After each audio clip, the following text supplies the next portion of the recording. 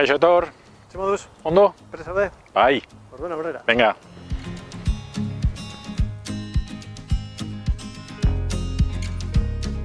Lehenik eta behin, nor da Joseba Bebanko eta zergatik hautatu du leku hau? Bueno, ni kazetaria naiz eta nire bizitza osoa Artxinegan bizi naiz. Así que suposatzen dut Artxinegako jendea ezagutzen nauela. Gainera, alkatea naiz, Artxinegako alkatea naiz, eta gehiengoak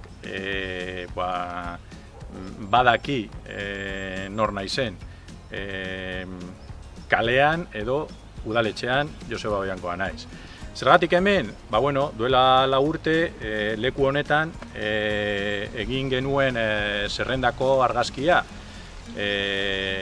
Eta azkenean irabazi genuen eta gainera lortu genuen hori mayoria absoluta. Eta zergatik ez egin berriro hemen, berriro lortzeko hauteskunde honetan. Zein da EH Bilduren programan hildo nagusiena edo azpihildoak? Legislatura hau oso gogorra izan da, guretzat, denontzat, pandemiarekin, krisiarekin, eta guretzat normalean legislatura hau da ikasteko egunero eta jakiteko nolo funtzionatzen udalak, nolakoak diren harremanak administrazioen artean, jendearekin, baina azkenean krisia, pandemia, baina egin dugu gauza pilo, eta hor dago gure tarjeta de bizita.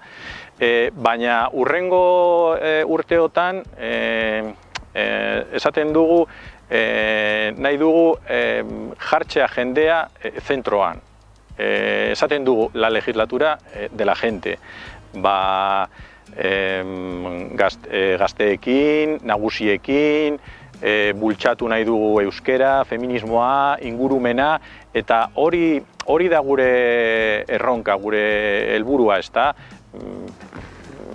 Norbaitek egin du azpiegiturak, obrak, ez dakiz zer, zerbitzuak, baina hori, la legislatura de la gente, hori da gure erronka hurrengo urterako. Euskararekiko ze konpromiso edo ze politika garatu nahi ditu EH Bildu? Nik beti esaten dut, udalak, dauka, udalak ez, aurrekontuetan dago beti partida bat euskara bultzatzeko edo gauzak egiteko. Eta udalak daukagu euskara tekniko bat gauzak egiteko, programak egiteko, eta bar. Baina nik uste dut erronka da hori, lortzea jendearen implikazioa, ezta? Azkenean da hori, lan egin behar dugu gai hau, baina jendearekin. Eta edozein esparrutan, hori familiarekin, edo kiroletan, edo eskolan, eta legislatura honetan hori falta zaigu.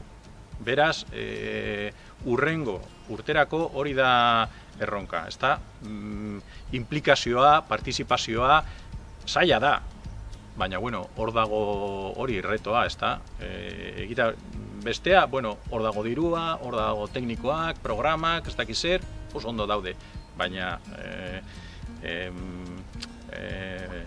lortu behar dugu hori, jendearen implikazioa, eta nola. Amaitzeko, zergatik eman behar dio Artxinegako herriak konfiantza EH Bilduri? Lehen esan dudan, kaleko jendea gara.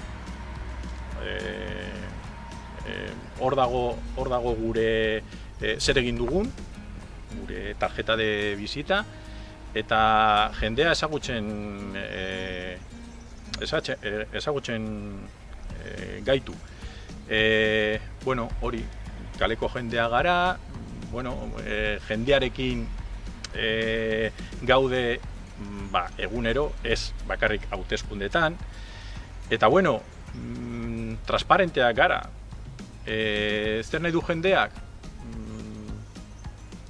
Gaurkoa, edo atxera begiratxera. Nik uste dut, momentu honetan, Artxinikako jendeak nahi du aurrera begiratzea. Eta hori posiblea da EH Bildurekin.